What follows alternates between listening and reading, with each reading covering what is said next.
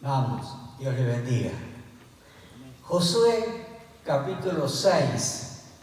Vamos a ver una pequeña introducción. ¿Cuántos tienen familiares directos que no conocen al Señor? ¿Cuántos tienen familiares no tan directos? ¿Y cuántos tienen familiares vecinos que no conocen al Señor? Y necesitamos una palabra de Dios para cada uno de ellos.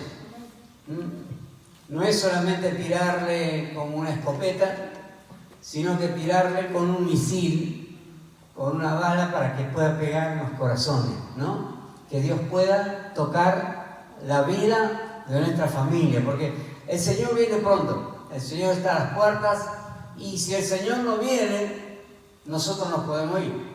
Así que tu familiar que quizás pasó la fiesta el fin de semana pasado, quizás la próxima fiesta no lo tengas. Y ya la oportunidad la perdemos.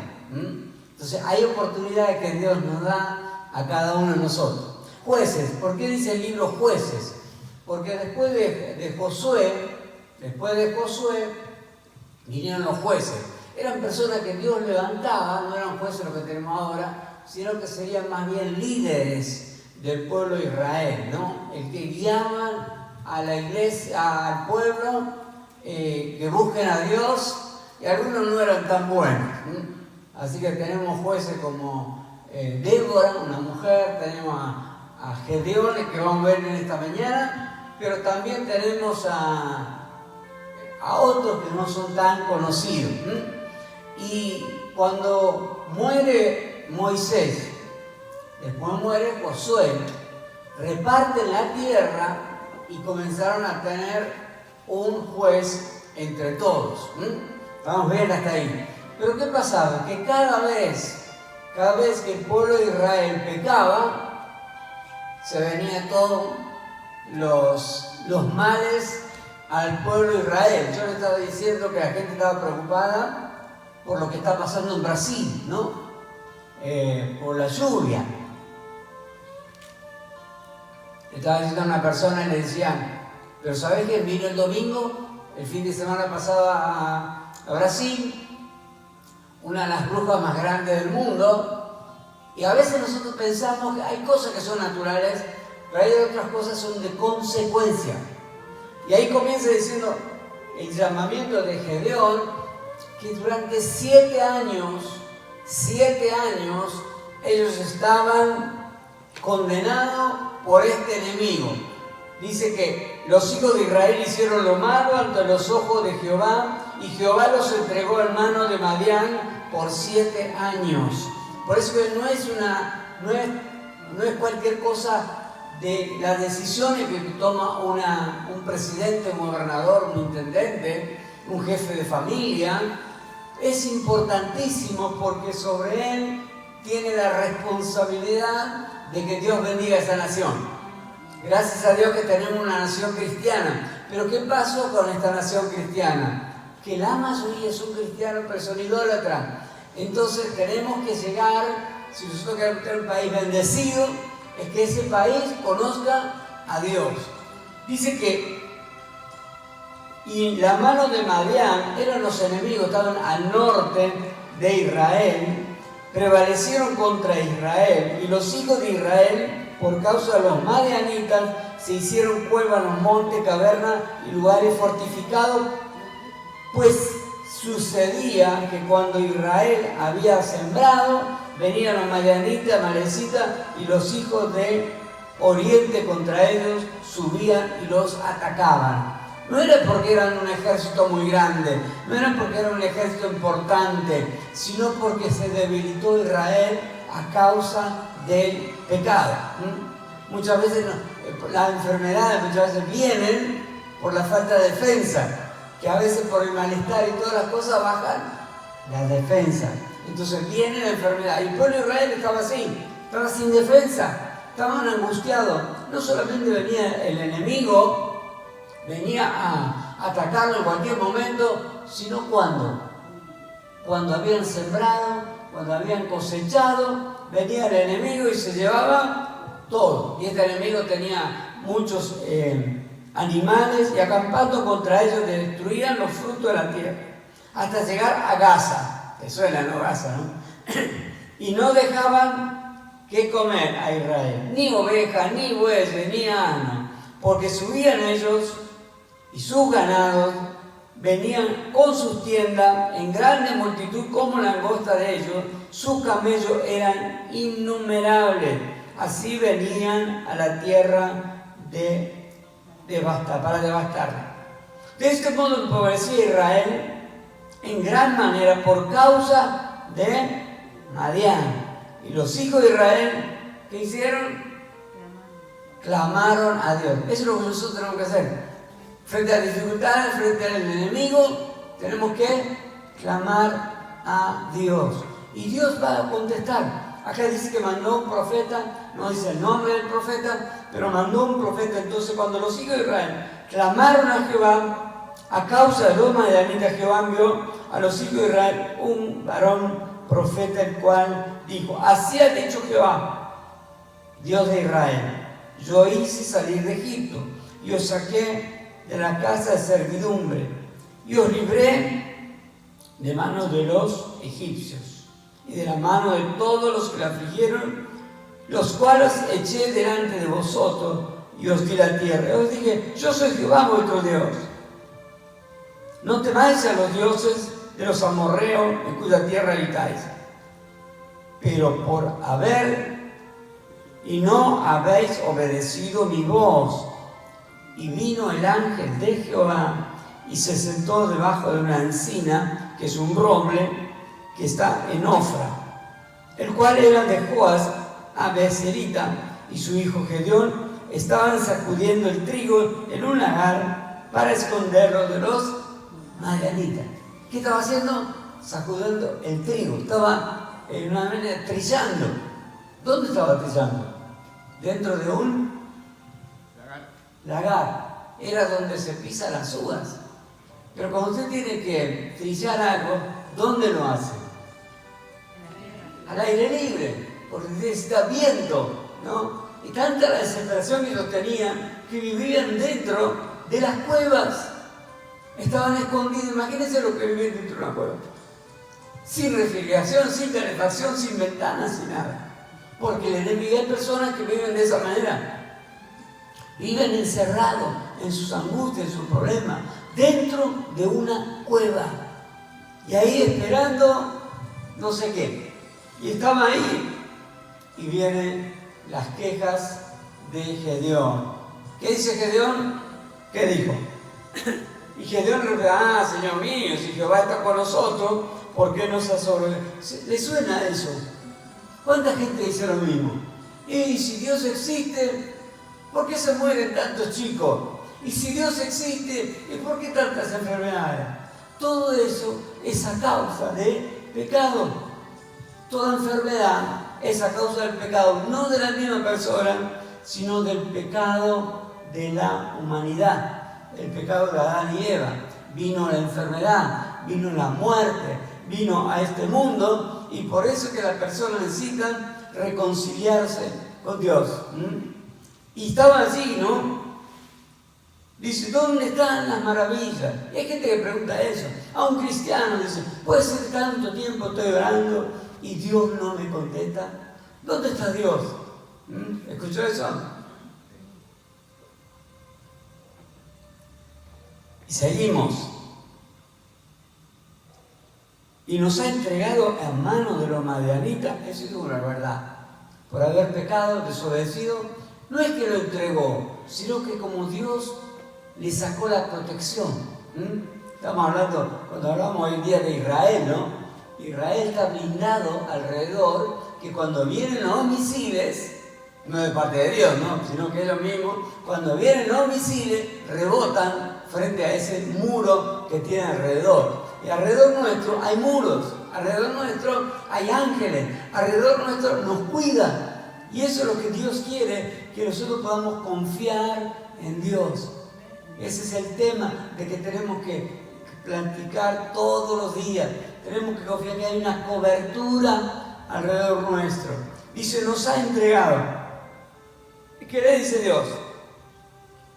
mirándole Jehová, le dijo, ve con tu fuerza. Dios no le dijo que, por eso Dios siempre necesita una persona.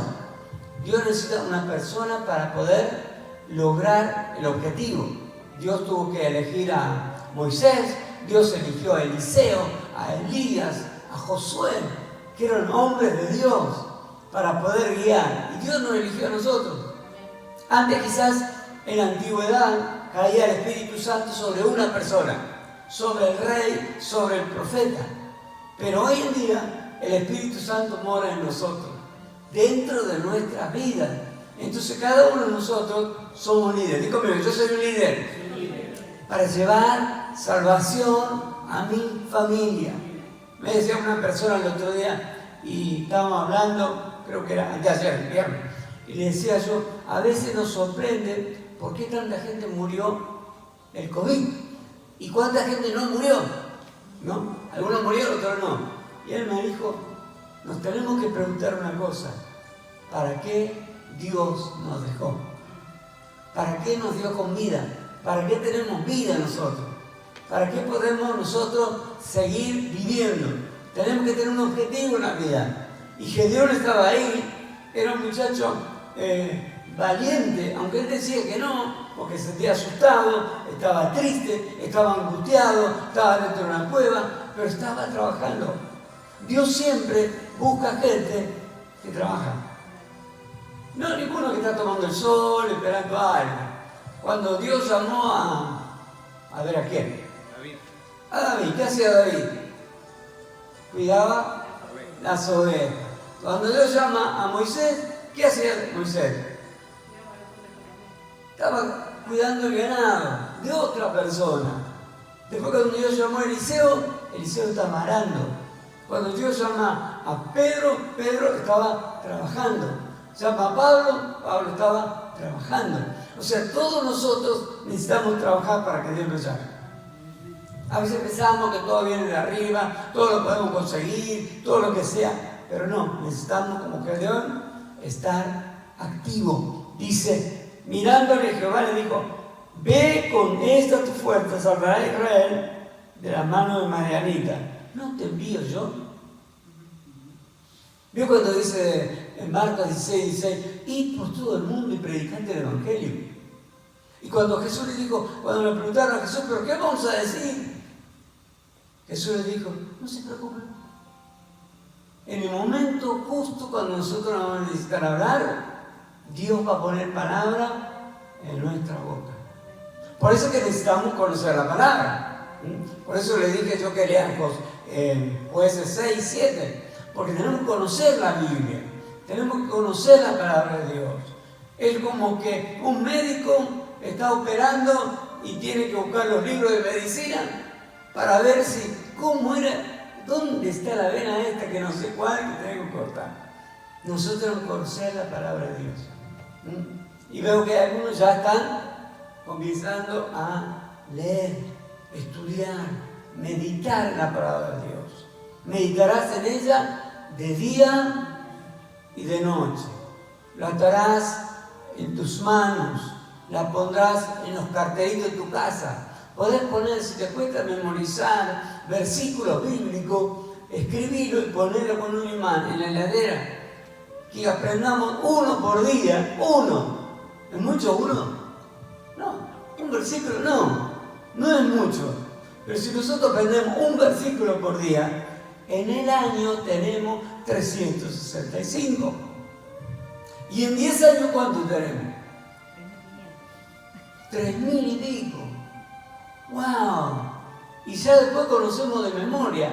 Y eso no solamente queda en nuestra mente, sino que queda adentro de nuestro corazón. En la parte que veo que usted necesita algo que está ahí adentro. Usted no lo tiene ahí en la mente, ¿no? Sino que lo tiene dentro de su corazón.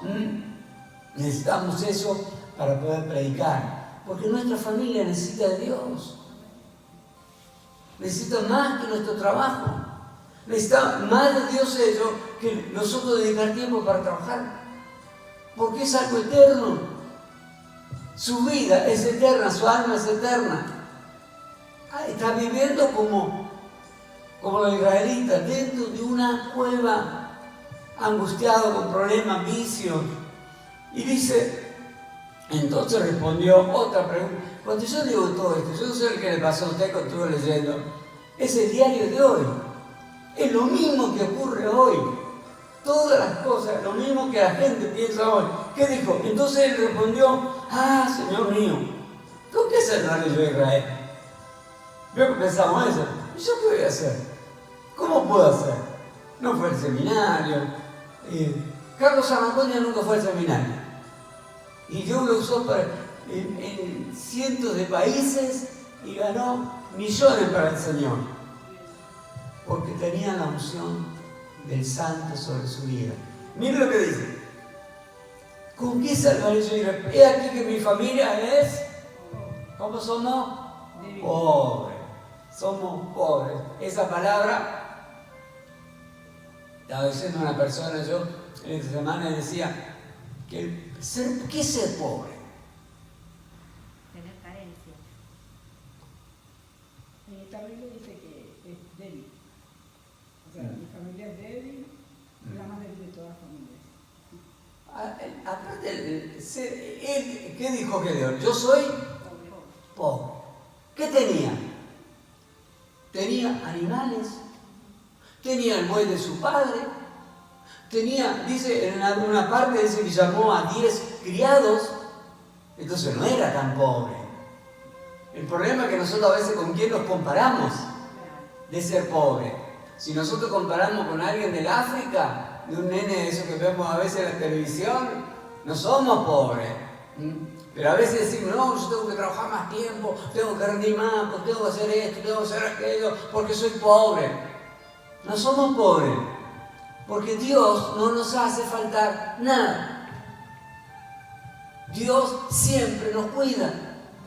Lo necesario siempre lo tenemos. El problema es que a veces nos comparamos con otros. A veces me río yo, ¿no? Porque ahora el que fue el presidente a ver a... ¿Cómo se llama el hombre? El segundo más rico del mundo. Pero ya se siente mal, ¿no? Se siente mal porque es el segundo. Y quiero llegar a ser primero. Y la gente así nunca se va a conformar, pero nosotros nos tenemos que conformar por lo que Dios nos dio. Agradecer a Dios por la vida, por la salud, por lo que tenemos, por lo que podemos disfrutar de la calefacción que tenemos hoy. Todo eso. No somos pobres, tenemos que sacarnos de nuestra mente esa mentalidad de pobreza, tenemos que sacarla de nuestra mente, no somos pobres, diga conmigo, no soy pobre, porque en Cristo nos enriquecimos.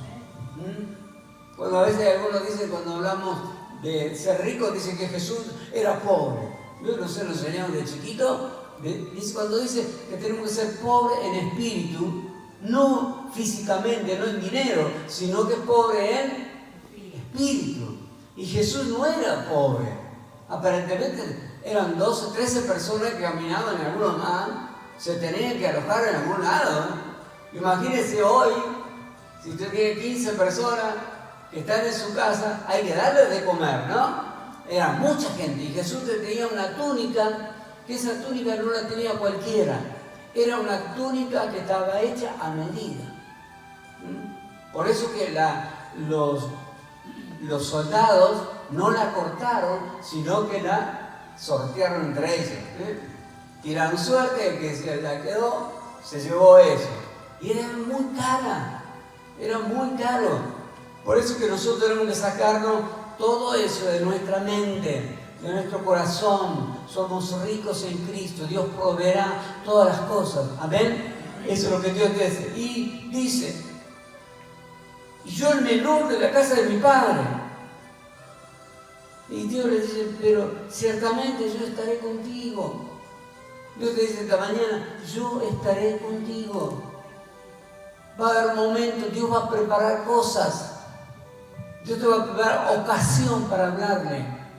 Por eso que el tema de hoy es eso, de cómo Dios me tiene que dar una estrategia, porque todos son distintos, una estrategia a la persona a quien tengo que hablarle, porque hay personas que son religiosos, hay personas que son judíos, hay que son musulmanes, y Dios nos tiene que dar una estrategia para cada una de esas personas.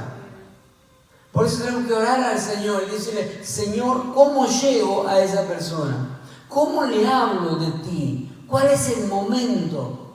Y Dios nos va a dar oportunidades, muchas oportunidades. Y a veces hemos desaprovechado esas oportunidades porque diciendo como Gedeón, soy pobre, no sé hablar, como dijo Jeremías, Moisés dijo, yo no sé hablar, soy tartamudo, ¿no? Y Dios quiere que nosotros, Dios nos dé una estrategia. Así que esta semana leímos, la semana que viene, vamos a decirle, Señor, dame una estrategia. ¿Cómo tengo que llegar? ¿Cómo tengo que golpear? Dame sabiduría. Y todo lo que tenemos guardado de la palabra de Dios en nuestro corazón va a salir por nuestra boca. Y vamos a poder hablarle del amor de Cristo. Porque tenemos que estar seguros, una cosa, que nosotros que estamos aquí vamos al cielo. Pero el único camino al cielo, ¿cuál es? Jesucristo. No hay otro. Lamentablemente no es Mahoma. No es otros dioses, no es Buda, no es ninguno de esos, no es María, no es San Caetano, nadie. Solamente hay un solo camino a Dios, Jesucristo.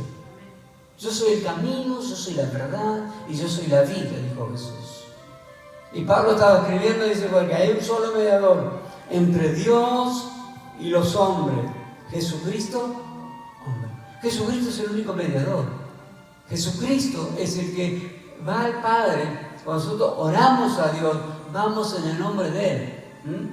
Vamos como que fuéramos parte de Él. Y Él contesta nuestra oración. Seguimos, respondió, versículo 17, y Él respondió, te ruego, si ahí está lo que le ponían a prueba, ¿no? Digo, si realmente eres Dios, yo voy a poner algo acá, que se moje primero que se moje esto y nada alrededor, y después hizo al revés, que esto no se moje, aunque se moje todo alrededor, para decir que Dios estaba. Nosotros necesitamos probar, porque la palabra de Dios lo dice. Y después mire la historia de Gedeón. Es fascinante, no sé si a usted le pasó eso, pero es fascinante. Entrando Gedeón, versículo 19, preparó un cabrito, panes sin levadura de efa de harina, y lo puso la carne en un canastillo y un caldo con la olla, sacándolo, se presentó debajo de aquella encina. Entonces el ángel de Dios le dijo, toma la carne, los panes sin levadura y ponlo sobre esta peña y vierte el caldo. Y él lo hizo así. No tenían problema de ir y matar un corderito y traérselo a Dios. No era una moneda, porque Dios no necesita nuestra limosna. A veces escuchamos de dar limosna a Dios. Pero Dios no necesita limosna, necesita de lo mejor que nosotros tenemos. Así que mató el corderito, lo llevó ahí y lo puso sobre la peña. Y es tremendo lo que dice.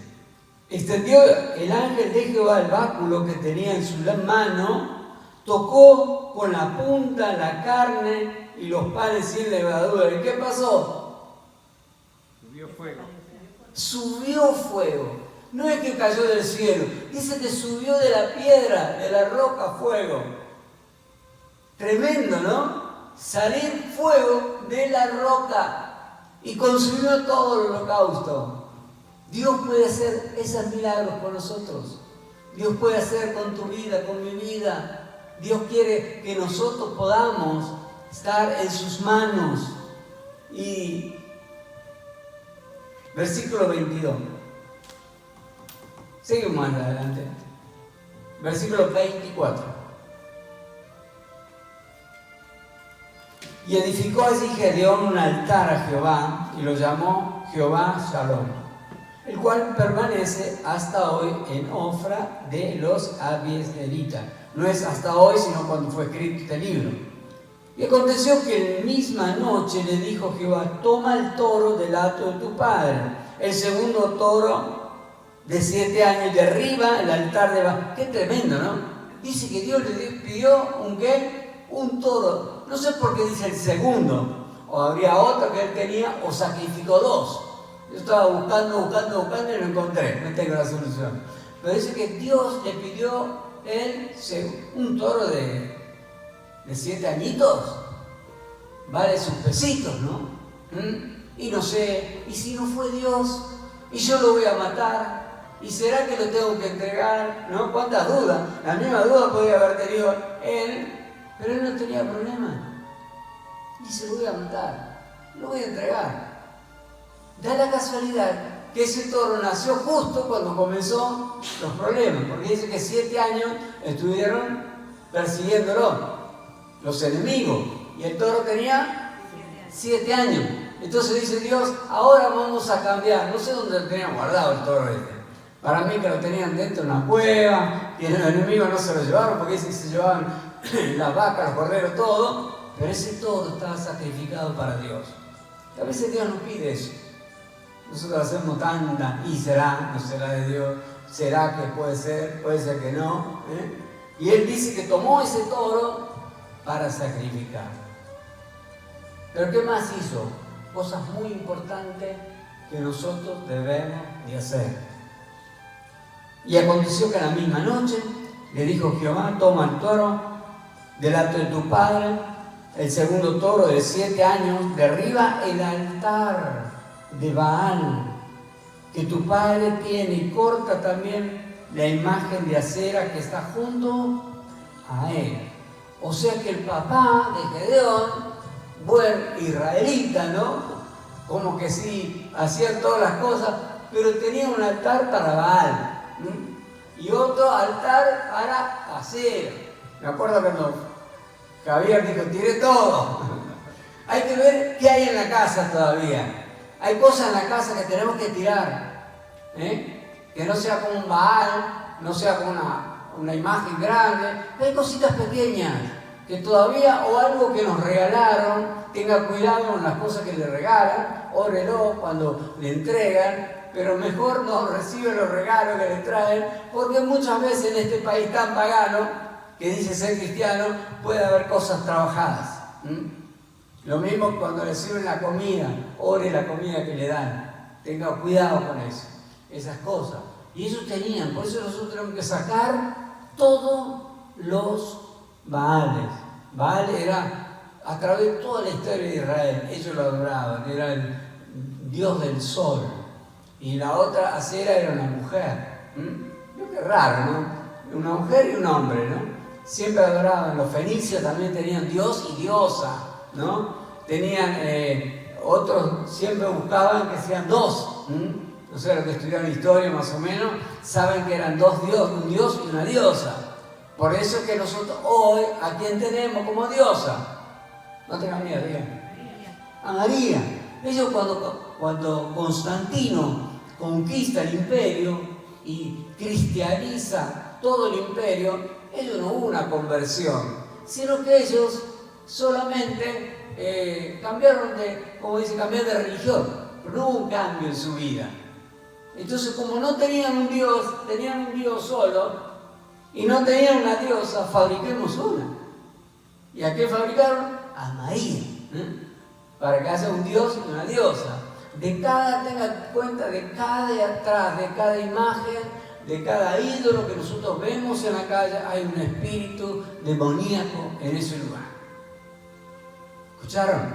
Detrás de cada imagen hay un espíritu inmundo que está batallando. Yo digo, tantos accidentes nosotros tenemos en las rutas argentinas, creo que es el país con más accidentes en la ruta, pero ustedes ven, cuando viajan por la ruta, dice que la Virgen María, la Virgen de Luján, nos cuide. Ya le entregaron la ruta, y así también, ¿no? Por eso que tenemos que tener cuidado lo que nosotros hacemos, porque necesitamos a veces romper. No es que nosotros vamos a ir a la casa de un amigo, un familiar, y le vamos a decir, tira todo eso. No, Dios tiene que sacarlo. Porque nosotros podemos sacar las imágenes, podemos sacar los ídolos, pero el corazón sigue estando. Entonces tiene que salir primero el corazón y después salir físicamente. ¿Me explico? ¿Vamos bien hasta ahí? Bueno, seguimos.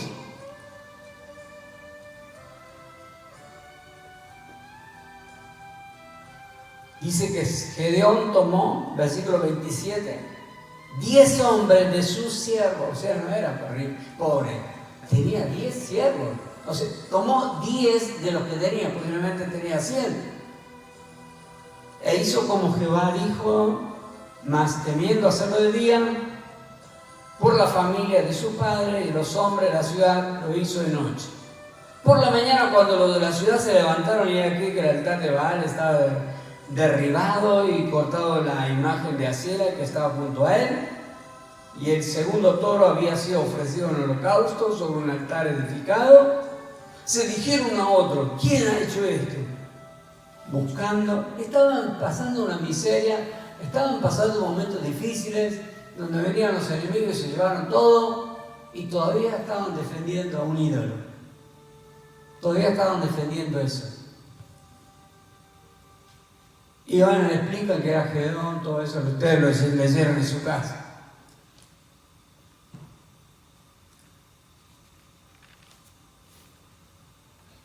Versículo 37, aquí que yo pondré un vellón, ahí estaba el vellón. Damos vuelta a la hoja. Versículo capítulo 7. Y levantándose pues de mañana, Jeroboam, que es Gedeón, el cual es Gedeón, todo el pueblo que estaba con él, acamparon junto al monte de Honro. Se calcula que el enemigo eran 135.000 personas.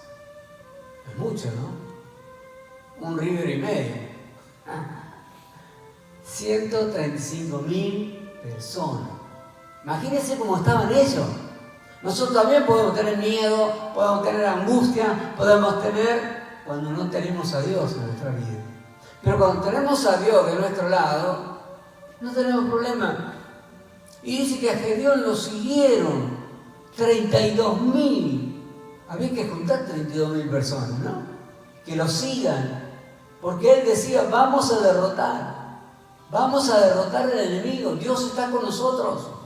Por eso necesitamos juntarnos con gente de fe, gente que dice, vamos adelante, vamos a salir adelante.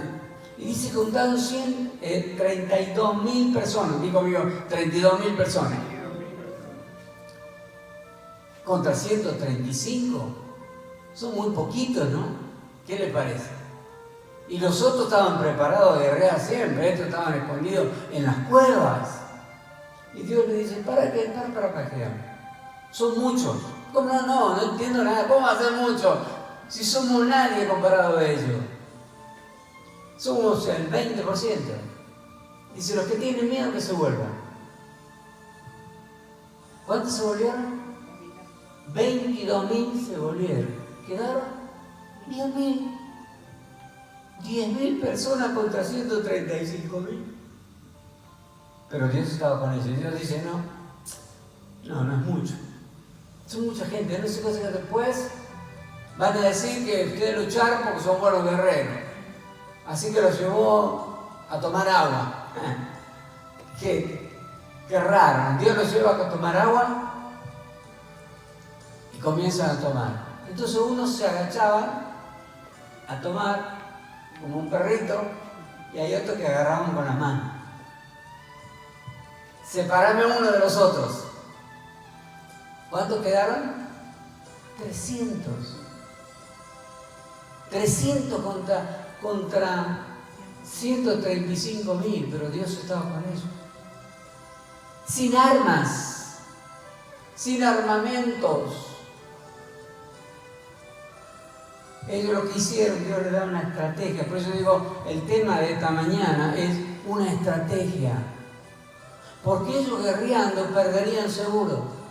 Si nosotros vamos con nuestra carne, con nuestro ímpetu, con nuestra gana de ganarlo, vamos a perder.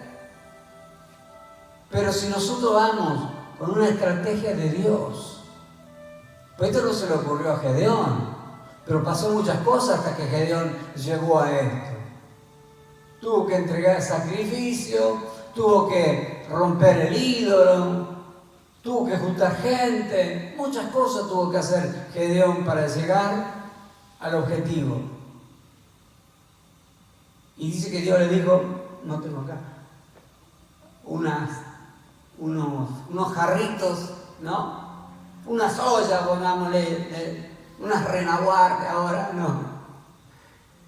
Y pusieron unas antorchas adentro. De noche en la oscuridad, 100 por acá, 100 por allá, 100 por este lado. Por eso necesitamos una estrategia para ganar a nuestra familia. Dice que Andrés encuentra a Pedro y le dice: Pedro, hemos hallado al Mesías. Lo encontró ahí, dijo: hemos hallado al Mesías. Por eso le estamos diciendo a la gente: che, vos sabés que yo me conocí a Dios, lo conozco, lo vivo con Él, hablo con Él, Él está conmigo. Y cuando estaban así en plena noche, imagínense esas noches, acá estamos acostumbrados a mucha luz, ¿no? Pero en plena noche, donde se ven solamente las estrellas y la luna, si era la luna que había en ese momento, dice que en un momento, no solamente eso, ¿qué más llevaron? Llevaron trompetas. Entonces, cuando se rodean a los enemigos, rompen los carros esos que tenían, se prenden las luces y empiezan a sonar las trompetas. Imagínense lo que era en la noche. Dice que los enemigos huyeron y se mataron unos a los otros. Por eso en esta mañana tenemos que llegar a nuestra casa y decirle: yo quiero ser como Gedeón. Yo quiero tener una estrategia para ganar a mi familia. Nos cueste lo que nos cueste el toro más caro que teníamos, nos cueste el tiempo que dedica, por eso necesitaba tiempo, pero tenemos que ganarlo. ¿No le parece? ¿Qué dicen ustedes? Necesitamos ganarlo para Cristo, no para que sean evangélicos, no, para que sean salvos. Necesitamos cada día buscarle, Señor, ¿cómo le hablo yo? ¿Cómo hablo a mis clientes? ¿Cómo le puedo hablar a mis clientes? ¿Cómo le hablo al panadero? ¿Cómo le hablo al carnicero? ¿De qué manera Dios nos va a dar una estrategia? ¿Te lo creen?